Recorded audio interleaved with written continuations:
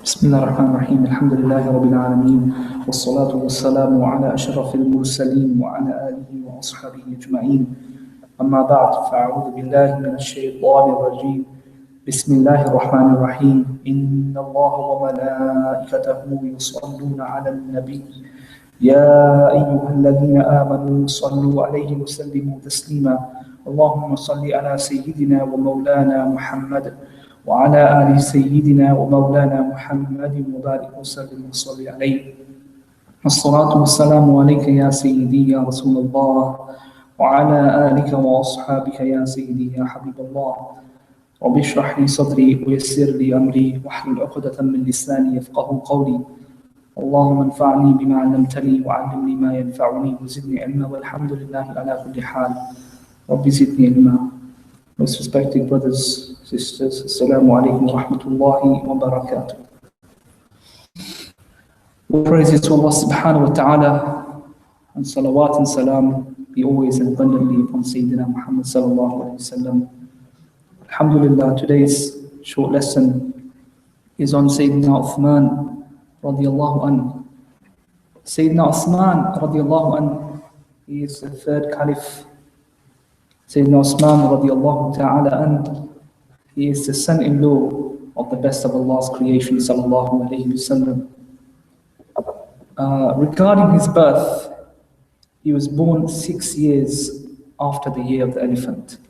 6 years after the birth of the Prophet sallallahu alayhi wasallam. And he was born in At-Ta'if, in the town of Ta'if, outside Makkah al-Mukarramah. As you know, his name is Sayyidina Usman, and he is the son of Affan. Affan is the name of his father, and Affan, he was one of the noble leaders of the Quraysh. So his father was a man who was well respected amongst the Quraysh, and his father was actually a cousin of Abu Sufyan.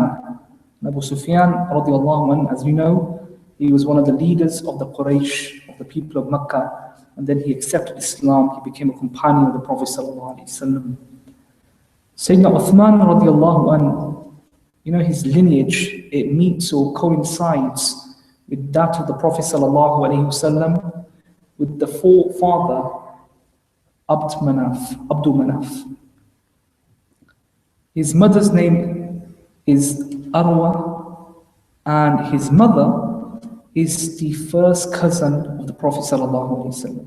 Sayyidina Uthman radiallahu anhu, his mother is the first cousin of the Prophet sallallahu alaihi wasallam, because her mother is the full sister of the Prophet sallallahu alaihi wasallam's father. Sayyidina Uthman radiallahu anhu, his mother's mother is the full sister of Sayyidina Abdullah, the Prophet sallallahu alaihi wasallam's father. The mother of Sayyidina Uthman radiallahu anhu, she accepted Islam and she passed away whilst her son radiallahu anhu was the caliph of the Muslims. Sayyidina Usman radiallahu anhu's father, he passed away in the times of the Jahiliyyah. The kunya of Sayyidina Usman radiallahu anhu in the times of Jahiliyyah, he was known as Abu Amr. But when he married the blessed daughter of the Prophet ﷺ, Sayyida Ruqayya radiallahu anha, they had a son by the name of Abdullah. And so the people, they gave him the kunya of Abu Abdullah, the father of Abdullah. Sayyidina Usman, Muslim brothers and sisters, he is known as Dhun Nurayn. Dhun Nurayn, the one who possesses or has two lights, the owner of two lights. And Imam Badruddin Aini radiallahu anhu, in his famous commentary on the Sahih of Imam Bukhari radiallahu anhu, he's mentioned the reason. Why is he known as the possessor of two lights? What is the murad? What is the meaning of these two lights? He says that from Sayyiduna Adam alayhi salam till Sayyidina Muhammad sallallahu alayhi wasallam, no man was married to two daughters of a prophet except Sayyiduna Uthman radiallahu anhu. He is the only man in tarikh, in history, who was married to two daughters of a prophet, one after the other. Subhanallah. Sayyiduna Usman radiallahu ta'ala anhu. The scholars, the two daughters are Sayyida Ruqayya and Sayyida Kulthum radiallahu ta'ala anhu. The scholars have mentioned another, subhanAllah, another amazing point with regards to why he was known as Dhun Nurayn, the one who possessed or had two lights. Sayyidina Usman radiallahu ta'ala anhu, he would read a lot of Quran in the night prayer. He would recite a lot of Quran al-Kareem in the night prayer. And the Quran, what is the Quran? Al-Quran Nur. The Quran is a light. And the night prayer is a light too. So he would combine two lights together. The Quran, the recitation of the Quran al-Kareem in Salatul Layl, in the night prayer. And that's why he was known as the man of two lights, the man who possessed two lights. In terms of his attributes, his noble attributes, radiallahu ta'ala, and he was of medium height. He was neither tall and neither was he short, of medium height.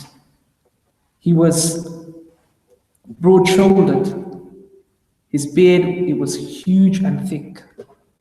He was fair-skinned. And he was the most handsome of all men. Subhanallah, radiallahu ta'ala. In terms of his marriage, in terms of his family, all in all, he married 8 times. As I mentioned, 2 of his blessed wives, they were the noble daughters of Rasulullah sallallahu alaihi wasallam. But all in all, he married 8 times, and he had 9 sons and 7 daughters. 9 sons and 7 daughters, radiallahu ta'ala. Now, you know, Sayyidina Uthman radiallahu anhu, during the times of Jahiliyyah, he was, like I mentioned before, he was amongst the most noblest of the people. He belonged to a great family. He was from the Quraysh, from the Banu Hashim. So he had a great family, and he had a great status amongst his family and amongst the people. He was well respected. He was very wealthy. He was very eloquent in speech. He was extremely modest. He never made sajda. He never prostrated to an idol in the times of Jahiliyyah. And neither did he engage or immerse himself in any of those immoral actions. You know, whether it was adultery, whether it was entertainment, none of those actions did he engage himself in. And he spoke about alcohol, and he said that he never consumed alcohol in the times of Jahiliyyah. And he said that alcohol, what does it do? It destroys reason. And then he describes the importance of reason by saying that reason is the most sublime thing that Allah Ta'ala has given man. And so man should become elevated by using reason and not become the means of destroying the reason that Allah Ta'ala has endowed and bestowed upon man. Muslim brothers and sisters, you know, the people of Makkah, the people of the Quraysh, they absolutely loved Sayyidina Usman radiallahu anhu. He was loved by the people to the extent that, you know, when the women, when the mothers, they would sing songs to their young children, they would mention Sayyidina Uthman radiallahu anhu. They would say that by the most merciful, I love you as much as the Quraysh love Uthman. Sayyidina Uthman radiallahu anhu was so accepted in the eyes of the people. Sayyidina Usman radiallahu ta'ala anhu, he accepted Islam at the age of 34. 34 years of age, he accepted Islam. And who did he accept Islam through? It was Sayyiduna Abu Bakr radiallahu anhu. You know, if you remember when we did some lessons on Sayyidina Abu Bakr radiallahu anhu, we said that as soon as Sayyidina Abu Bakr radiallahu ta'ala anhu became a Muslim, he invited people to Allah subhanahu wa ta'ala. And many of the great companions, and amongst them, a number of those who were 10 promised companions of Jannah, amongst them was Sayyidina Uthman radiallahu ta'ala anhu, who accepted Islam at the hands of Abu Bakr radiallahu anhu. And thus he was one of the earliest Muslims. You know, the scholars have mentioned that he was the 4th man to accept Islam after Sayyidina Abu Bakr, Sayyidina Zayd ibn Harith, and Sayyidina Ali radiallahu ta'ala. It's quite interesting incident with regards to when he accepted Islam, that he was actually away in Syria, he's doing business in Syria, whilst the Prophet ﷺ in I'lan of Nubuwwah. So he was on his way back, and he's relating this afterwards to the Prophet ﷺ. He stopped at a specific place, and he decided, him and his companions, they decided to rest, to go to sleep. And then they heard a voice, and the voice said, "O sleepers, get up, for Ahmad has emerged in Makkah. Ahmad has emerged, sallallahu alayhi wasallam, has emerged in Makkah." And so they got up and they hastened themselves to Makkah al-Mukarramah. And then Sayyidina Usman met Sayyidina Abu Bakr radiallahu ta'ala, and he told him about the Prophet sallallahu alayhi wasallam. He recited the verses of the Quran. He told him what is expected from him in terms of Islam. And he told him about the great honor that Allah Ta'ala promises those who become believers. SubhanAllah.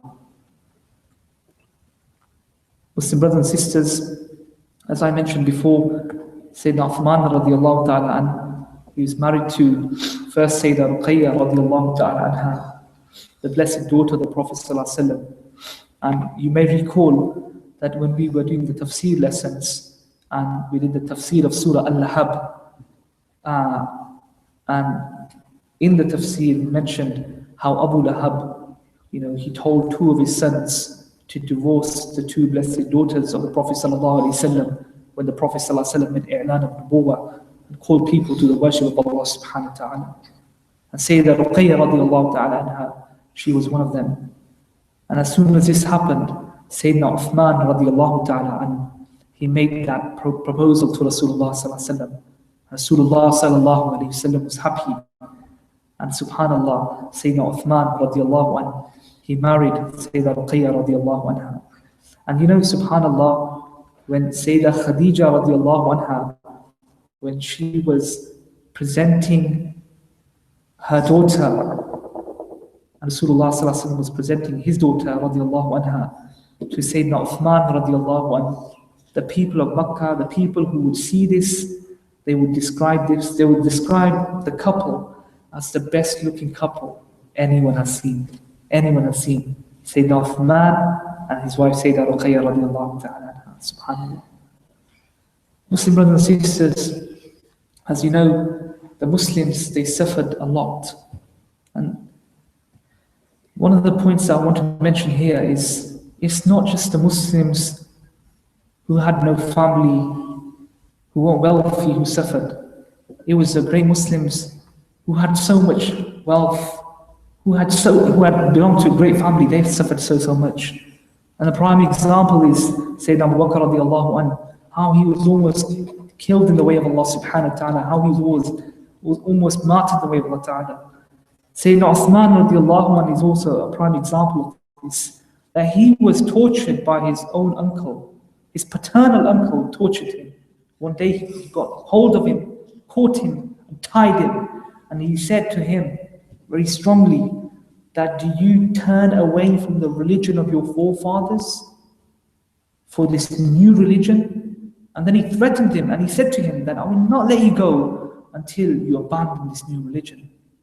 But Sayyidina Uthman is Sayyidina Uthman radiallahu anhu, and he said that, "I will never let go of this deen." So when his uncle Al-Hakam, when he saw this determination, this commitment and dedication to the deen of Allah Ta'ala, he freed him, he allowed him to go. But Muslim brothers and sisters, as you know, the persecution, it grew and grew. It didn't get any better for the Muslims. And then eventually Rasulullah sallallahu alaihi wasallam gave the Muslims the permission to migrate to Abyssinia. And Sayyidina Usman radiallahu anhu, he was the leader of the group of Muslims that migrated to Abyssinia. And Rasulullah sallallahu alaihi wasallam said about Sayyidina Uthman radiallahu anhu that he and his family, because his wife Sayyida Ruqayya radiallahu anha, she also migrated as well. They are the first of the people as a family to migrate for the sake of Allah Ta'ala after Prophet Lut alayhi salam. So this is one of the honors that Sayyidina Usman radiallahu ta'ala anhu had. Muslim brothers and sisters, Sayyidina Usman radiallahu ta'ala anhu, he had an amazing connection with the Quran al-Kareem. a very unique relationship with the Quran al-Kareem. And inshallah, I just want to share, some points with yourselves, inshallah. Sayyidina Usman radiallahu anhu, he was one of those companions who was the teacher of the Quran al-Kareem.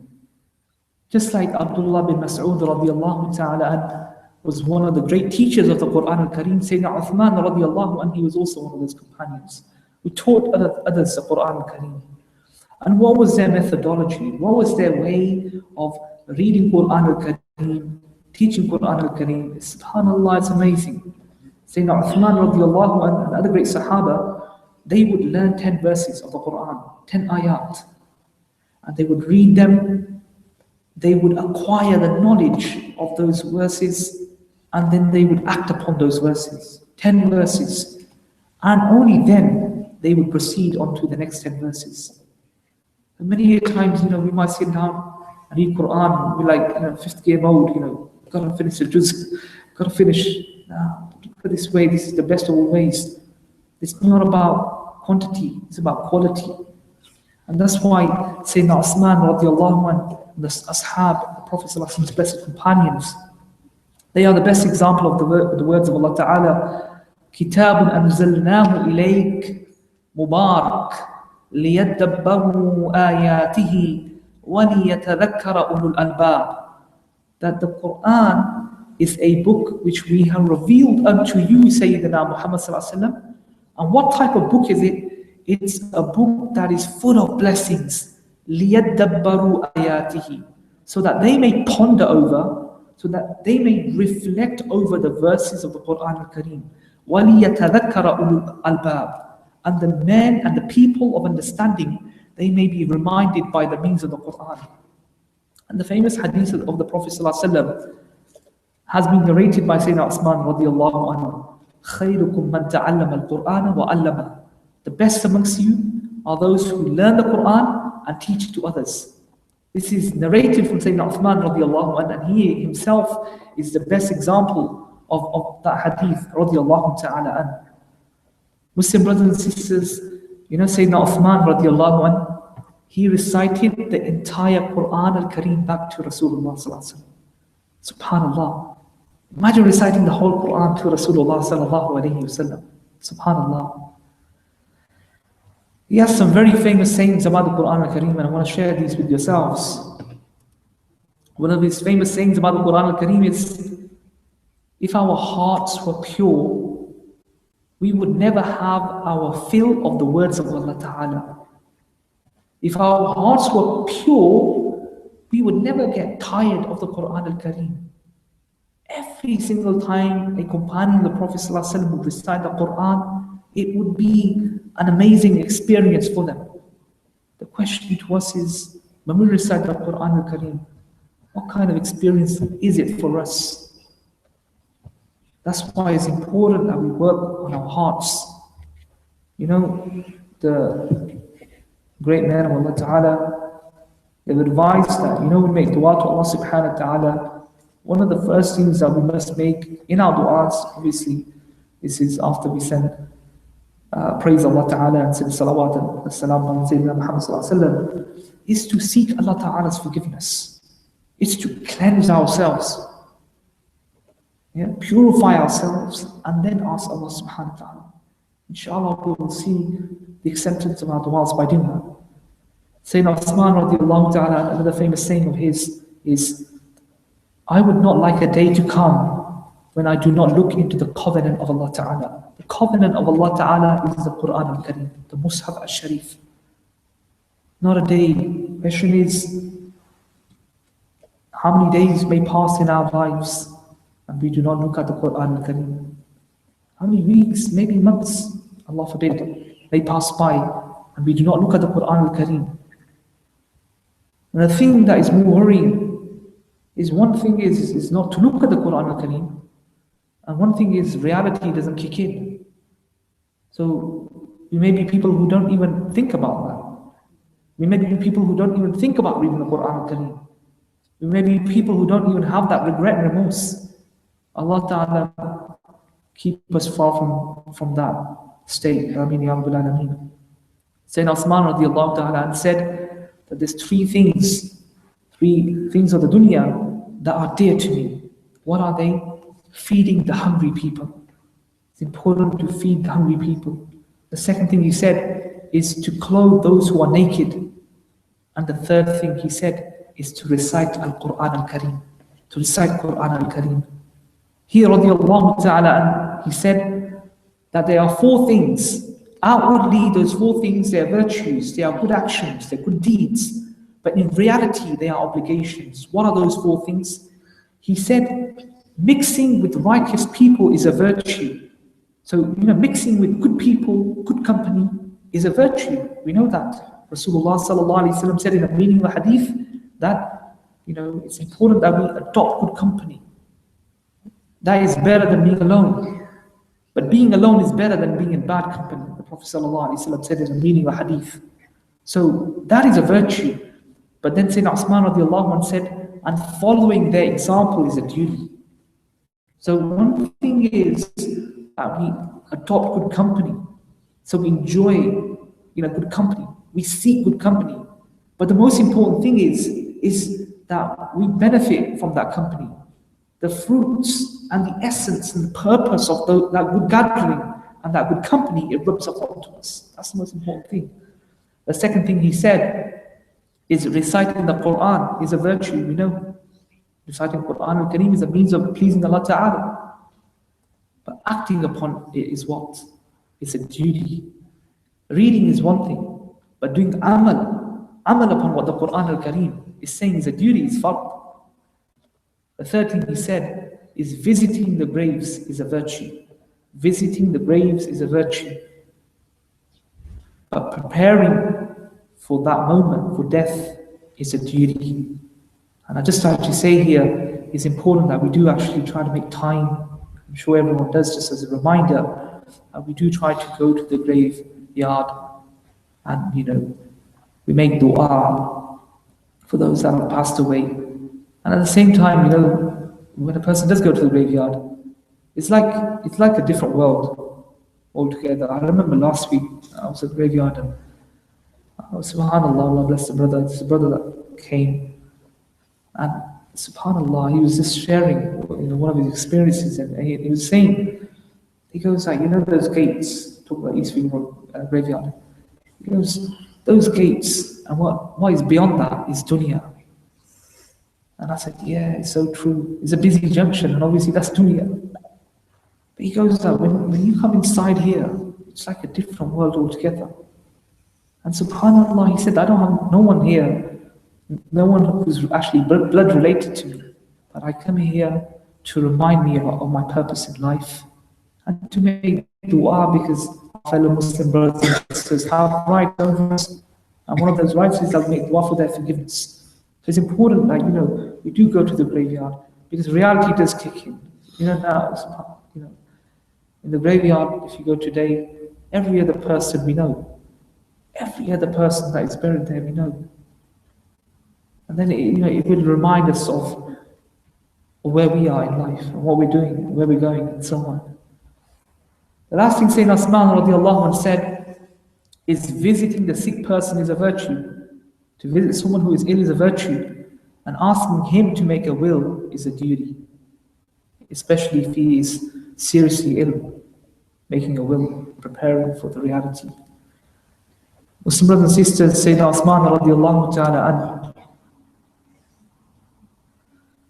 Allahu Akbar, he was, regarding the first battle, the battle of Badr, Rasulullah sallallahu alayhi wasallam made i'lan to the Muslims of participating in the battle of Badr. The battle of Badr, as we know, is the first battle, major battle of Islam.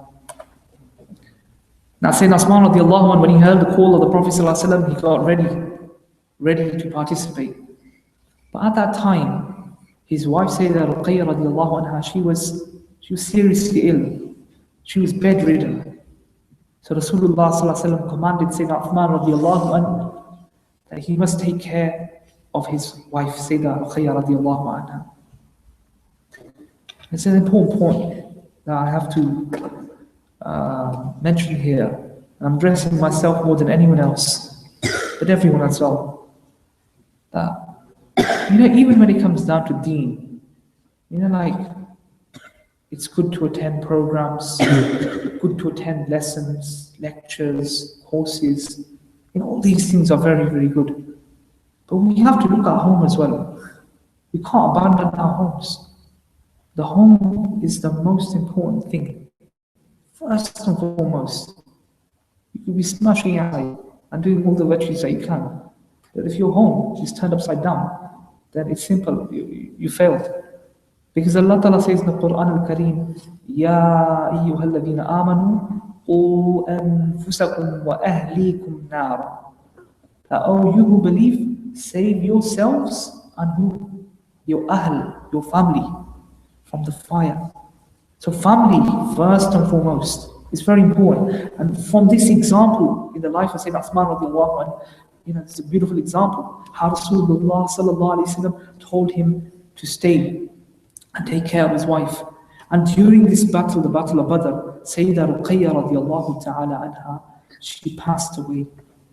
She passed away, and Rasulullah sallallahu alaihi wasallam was at the Battle of Badr participating. Her sister Sayyida Zainab radiallahu anha was still in Makkah al-Mukarramah. Sayyidina Uthman radiallahu ta'ala anhu, he wept greatly. He was in a very sorrowful state. Not because he wasn't happy with the decree of Allah Ta'ala, or he was complaining, no. But because he had deep love for his wife, radiyallahu ta'ala anha. And that's how spouses need to be. The love needs to truly blossom between spouses. And we see this in the life of the Sahaba. We see this in the life of Sayyidina Uthman radiyallahu anhu. And when Rasulullah sallallahu alaihi wasallam returned, he saw Sayyidina Uthman radiallahu ta'ala anhu in this state. And then subhanallah, Rasulullah sallallahu alaihi wasallam blessed Sayyidina Usman radiallahu anhu by giving his daughter, Sayyida Kulthum radiallahu ta'ala anha, to marry Sayyidina Uthman radiallahu anhu. And in the meaning of the hadith, the Prophet sallallahu alaihi wasallam said in one of the narrations that if I had 40 daughters, I would marry them one by one to Sayyidina Uthman radiallahu ta'ala anhu. Allahu Akbar. What greatness. Muslim brothers and sisters, another amazing thing about Sayyidina Uthman radiallahu ta'ala anhu is, when the Treaty of Hudaybiyah took place, Sulh al-Hudaybiyah, who did Rasulullah sallallahu alayhi wa sallam send to the people of Makkah, to Makkah, to inform them that the Muslims have come, they've come with a state of ihram, they've come with animals of sacrifice, they haven't come with no weapons, they haven't come with the intention of fighting. Who did Rasulullah sallallahu alaihi wasallam send? Sayyidina Uthman. Sayyidina Uthman radiallahu anhu went. And one of the wisdoms behind this is Sayyidina Uthman radiallahu anhu had a family backing there. He belonged to the Banu Hashim. So if anything would happen, then the Banu Hashim wouldn't allow it to happen. So Sayyidina Usman was sent to speak to the people, the chiefs, the leaders of the Quraysh. But the Quraysh, the people of Makkah, they were arrogant, and they were not going to allow the Muslims to perform Umrah that year. But they said one thing to Sayyidina Usman radiallahu anhu. They said to him that since you are here, we give you permission to do tawaf of the house of Allah Ta'ala, to circulate the house of Allah Ta'ala. Did Sayyidina Uthman radiallahu anhu take that offer? La. He didn't take the offer. He said, I will only do it after Sayyidina Muhammad sallallahu alayhi wa sallam performs the tawaf of the house of Allah Ta'ala. You're stopping Rasulullah sallallahu alayhi wa sallam from doing tawaf. How can I do tawaf? That's what you call love. Love for Rasulullah sallallahu alayhi wa sallam. Also during this time, Muslim brothers and sisters, a rumor spread that Sayyidina Usman radiallahu anhu has been martyred. In Makkah, once this happened. And when the Muslims became aware of this, the Prophet ﷺ called the Muslims to make a bay'ah, to make an allegiance, a pledge, that they will avenge the blood of Sayyidina Usman radiallahu anhu if that accusation, if that rumor was true. This bay'ah is mentioned in the Quran al-Kareem. It's known as bay'ah ar-Ridwan in Surah Al-Fath in Juz 26, Surah 26. Allah Ta'ala praises the Ashab. Look at the love of the Ashab. They were willing to give their lives in the way of Allah Ta'ala, yet they had no armor. They had nothing. But they were Ashab al-Iman. They were the people of faith. Allahu Akbar. And you know, when this bay'ah took place and all the companions, they pledged their allegiance to Rasulullah sallallahu alayhi wasallam. After this, Rasulullah sallallahu alayhi wasallam got his blessed right hand and placed it on his blessed left hand, sallallahu alayhi wasallam, and said, "Oh Allah, take this to be the hand of Uthman, because Usman has gone radiallahu anhu, and he is engaged in the service of you subhanahu wa ta'ala and your beloved sallallahu alayhi wasallam." So although Sayyidina Usman radiallahu anhu was not physically present at that time, subhanallah, he was present. إِنَّ الَّذِينَ يُبَايِعُونَكَ إِنَّمَا يُبَايِعُونَ اللَّهَ. Allah Ta'ala says in the Quran al-Kareem, that verily those who make bay'ah, who pledge their allegiance to you, Sayyidina Muhammad sallallahu alayhi wa sallam, they have pledged their allegiance to Allah subhanahu wa ta'ala. Subhanallah. Muslim brothers and sisters, moving along, Sayyidina Usman radiallahu anhu, Allahu Akbar, he was known for his generosity. His title was Ghani radiallahu ta'ala. It was the battle of Tabuk, and Rasulullah sallallahu alayhi wasallam made an appeal to the companions to make donations to support the Muslims in this battle, the battle of Tabuk. Then you know, Sayyidina Uthman radiallahu anhu, subhanallah, he came and you know what he donated? Allahu Akbar. He gave 940 camels and 60 horses to make 1,000. And he brought before Rasulullah sallallahu alayhi wasallam 10,000 dinars. 10,000 dinars. And he presented them before Rasulullah sallallahu alayhi wasallam. Rasulullah sallallahu alayhi wasallam was holding the coins and was turning them over. And you know what Rasulullah sallallahu alayhi wasallam said? مَا ضَرَّ أُثْمَانَ مَا عَمِلَ بَعْدَ الْيَوْمِ. And the Prophet ﷺ said this 2 times, kept on saying this, that no deed can harm Uthman radiallahu anhu, no matter what he does after today. Guaranteed Jannah. This is Sayyiduna Uthman radiallahu anhu. And Muslim brothers and sisters, you know, one thing is to be wealthy. In today's world, we see abundant wealth. It's one of the signs of the Day of Judgment. Abundant wealth. But one thing is to be generous. You can be generous. You can be wealthy, but you don't have to be generous. It's not necessary that you're generous. Then you might have another scenario where you're wealthy and you're generous, but you're arrogant.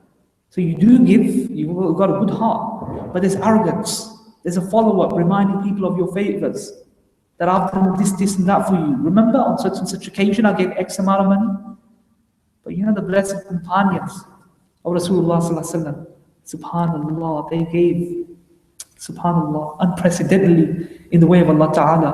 Sayyidina Uthman radiallahu anhu, you know, his donations in the way of Allah Ta'ala, they are the greatest in this entire ummah.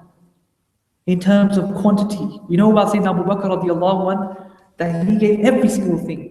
But if you quantify it, it's Sayyidina Uthman radiallahu ta'ala, subhanallah.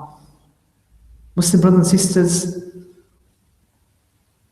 another interesting incident about Sayyidina Uthman radiallahu anhu's generosity is, you know, and I'm sure those of you that have been, we know a well by the name of Uthman. Bir Uthman or Bir Uthman radiallahu anhu. The actual name of this well, at the time of the Prophet ﷺ was Bi'r, well of Ruma. The well in Medina al-Munawwara. When the Muslims came to Medina al-Munawwara, Rasulullah ﷺ said that whoever purchases this well, for that person is Jannah. Whoever, because this well was a well that always had water in it. Throughout the year, it never dried out. The other wells of Medina, they would dry out. But this was a well that always. And also the owner of this well, he would be excessive, and he would basically rip off the Muslims. He would charge high amounts of money for small buckets of water. So Sayyidina Usman radiallahu anhu hears this. He goes to the owner. He goes to the owner and he says, I want to buy this well. The owner says no. Sayyidina Usman radiallahu anhu says that, okay, let's go on halves. The owner agrees. Then Sayyidina Usman radiallahu anhu made a deal with the owner that one day I will use the water and the other day you will use the water. When it was the day of Sayyidina Usman radiallahu anhu, you know what announcement he made? He made an announcement to the Muslims, that all Muslims, this is half of this well is mine now. When it is my day, come as many people as you want and take as much water as you want in the way of Allah Ta'ala. No charge, free. Subhanallah, the people went abundantly on the day of Sayyidina Usman radiallahu anhu. When it was the day of the other owner, no one went. So he realized that he was at a loss. So eventually he gave his other half to Sayyidina Usman radiallahu anhu. Subhanallah. Jannah for Sayyidina Usman radiallahu anhu. Muslim brothers and sisters, another example of the generosity of Sayyidina Usman radiallahu ta'ala anhu is that in the time the Prophet ﷺ, there was land next to the Masjid al-Nabawi al-Sharif, and the Prophet ﷺ said and urged the companions that whoever buys this for them is a part of Jannah, because eventually the Muslims would increase in numbers. Who was it that purchased this land? It's Sayyidina Usman radiallahu anhu. Different narrations, 20,000 dirhams, 25,000 dirhams. Allah Ta'ala knows best. But it was Usman radiallahu ta'ala anhu who purchased this land. Subhanallah. Can you imagine the reward that Sayyidina Usman radiallahu anhu is getting? Part of the old Masjid al-Nabawi al-Sharif. Subhanallah. The amount of people that prayed there. All the reward that Usman radiallahu anhu, subhanallah. There's another incident I'd like to share of his generosity radiallahu ta'ala anhu. Is in the time of Sayyidina Umar radiallahu ta'ala anhu, there was a drought in Medina al-Munawwara, and it was a really severe drought to the extent that people were actually passing away. And people were in a very worried state, in a very suffering state. And then the people became aware that, there's this massive caravan of camels that are coming. And those camels are mostly loaded with food and provisions. And the caravan then eventually comes to Medina al-Munawwara. And where does it stop? Whose house does it stop at? Sayyidina Uthman radiallahu anhu. Subhanallah. And you know how many camels there were? 1,000 camels. Allah. Subhanallah.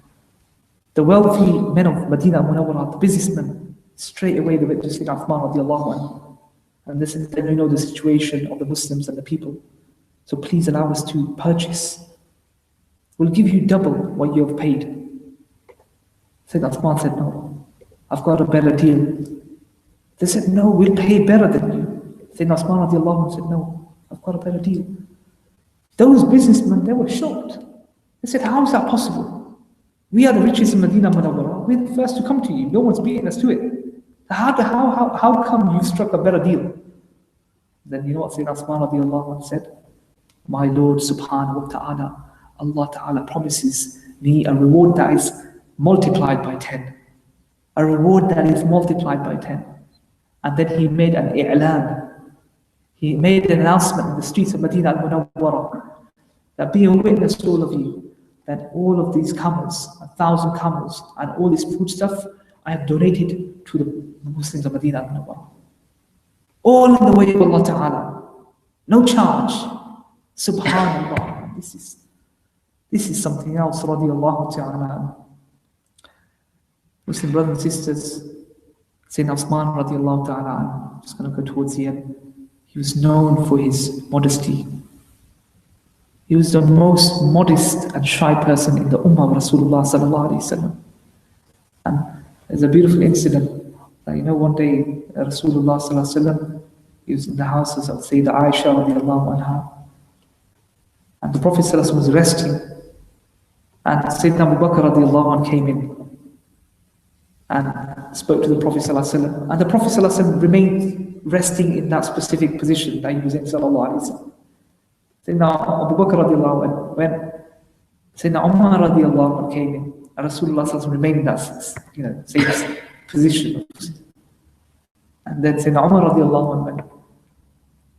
When Sayyidina Usman radiallahu anhu came, Rasulullah sallallahu alaihi wasallam got up and straightened his blessed clothes, sallallahu alaihi wasallam. And then Sayyidina Usman spoke to the Prophet sallallahu alaihi wasallam and then went. Umar Sayyidina Aisha radiallahu anha, she asked, Ya Rasulullah sallallahu alaihi wasallam, Abu Bakr radiallahu anhu came, my father. Sayyidina Umar radiallahu anhu came, but you didn't straighten up, you didn't get up. How come you got up? For Sayyidina Usman radiallahu ta'ala. And Rasulullah sallallahu alaihi wasallam said that should I not be shy from a man from whom even the angels of Allah ta'ala are shy of? Allahu Akbar. Modesty. SubhanAllah. Muslim brothers and sisters, Sayyidina Usman radiallahu ta'ala had great fear of Allah subhanahu wa ta'ala. This is a famous hadith. I'm just going to just translate the Arabic of it once I get to it, inshallah. Sayyidina Usman radiallahu ta'ala, you know, when he would go to the graveyard, you know, he would cry abundantly, he would cry lots. And his blessed beard Mubarak radiallahu ta'ala, it would be filled up with his tears. It would be so wet and moist. And subhanallah, you know, he was asked that, is it because of the remembrance of Jannah or the fire of hell that you are crying? And Sayyidina Usman radiallahu ta'ala, he said, no. He said that this qabr, it's the first manzil, it's the first stage of the hereafter life. And whoever is saved from the grave, then whatever is to follow is easier for that person. And if a person is not saved from what is in the qabr, then whatever comes afterwards is more severe. Whatever is afterwards is far more severe. Muslim brothers and sisters, Sayyidina Usman radiallahu ta'ala has done great ihsan upon the ummah of Rasulullah sallallahu alaihi wasallam. Since he accepted Islam, he freed one slave in the way of Allah ta'ala every single week. The narration is mentioned that before he passed away, he had freed 2,400 slaves in the way of Allah subhanahu wa ta'ala. Sayyidina Usman radiallahu anhu. He ruled the Muslims, he was Caliph of the Muslims for 12 years. And Islam grew into the areas of Russia, Armenia, and so on during the Caliphate of Sayyidina Usman radiallahu anhu. And one of the greatest things that Sayyidina Usman radiallahu ta'ala did whilst he was Caliph of the Muslims is a dispute arose. One of the companions of the Prophet sallallahu alaihi wasallam, Sayyidina Hudayfa radiallahu anhu, he came to Sayyidina Uthman radiallahu anhu, and he said that I travel to different areas and I see that the Muslims, they are reciting the Quran al-Kareem in different dialects, and they are accusing one another of being wrong, and the situation could get even more out of hand. So Sayyidina Uthman radiallahu anhu requested the copy of the Quran al-Kareem from Sayyidah Hafsa radiallahu anha. Sayyidah Hafsa radiallahu anha, inshallah, we'll talk about her next week. She is our mother radiallahu anha. She is the wife of the Prophet sallallahu alaihi wasallam, the daughter of Sayyidina Umar radiallahu ta'ala anha. So Sayyidah Hafsa radiallahu anha had a copy of the Quran al-Kareem, which was passed over to Sayyidina Uthman. Then Sayyidina Uthman radiallahu anhu called Sayyidina Zayd ibn Haritha radiallahu anhu and commanded him and some other companions to start making copies of that specific copy of the Quran al-Kareem. And then that specific copy of the Quran al-Kareem was dispersed throughout the earth, dispersed to the different areas where the Muslims were living. And this was one of the great achievements of Sayyidina Uthman radiallahu ta'ala during his caliphate. I pray Allah subhanahu wa ta'ala gives us all tawfiq and himma to learn from the beautiful lessons of the life of Sayyidina Uthman radiallahu ta'ala. Sayyidina Uthman radiallahu ta'ala, may he have the best of rewards for the greatness and the great sacrifices and every single thing that he did radiallahu ta'ala. And he just recite Fatiha and make dua inshallah. Bismillah ar-Rahman ar-Rahim. Alhamdulillah Rabbil Alamin.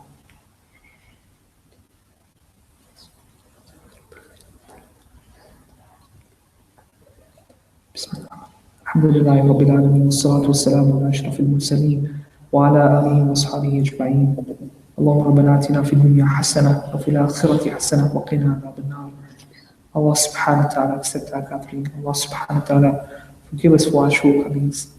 Allah subhanahu wa ta'ala give us all tawfiq and himmah to learn from the beautiful life of Sayyidina Usman radiallahu ta'ala, to act upon his beautiful teachings, to learn from his modesty, to learn from his generosity, to learn from his fear of you subhanahu wa ta'ala. Ya Allah, Ya Ghafur Rahim, bless us so that we may be the Zumrah Mubarakah of Sayyidina Usman radiallahu ta'ala on the Day of Judgment.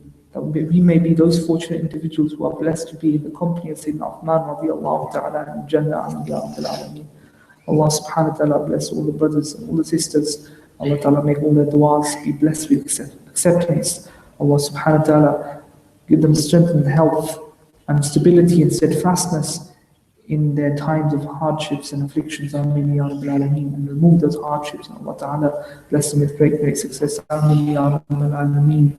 اللهم إني أسأل وأتوجه إليك بنبيك محمد صلى الله عليه وسلم نبي رحمة يا رسول الله صلى الله عليه وسلم إني قد توجهت بك إلى ربي في حاجتي هذه لتقضى لي اللهم فشفع فيه اللهم فشفع فيه اللهم فشفع فيه يا ربي بالمصطفى بلغ مقاصدنا واغفر لنا ما مضى واسع الكرم وصلى الله تعالى على رسوله خير خلقه محمد وعلى آله وأصحابه أجمعين يا رب.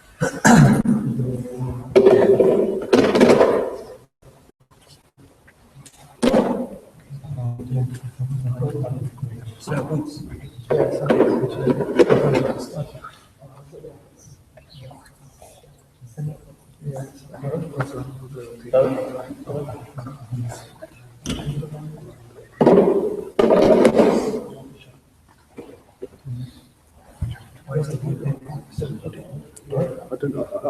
I've never pitched up. What's the worst that can happen? Stop broadcasting. Stop.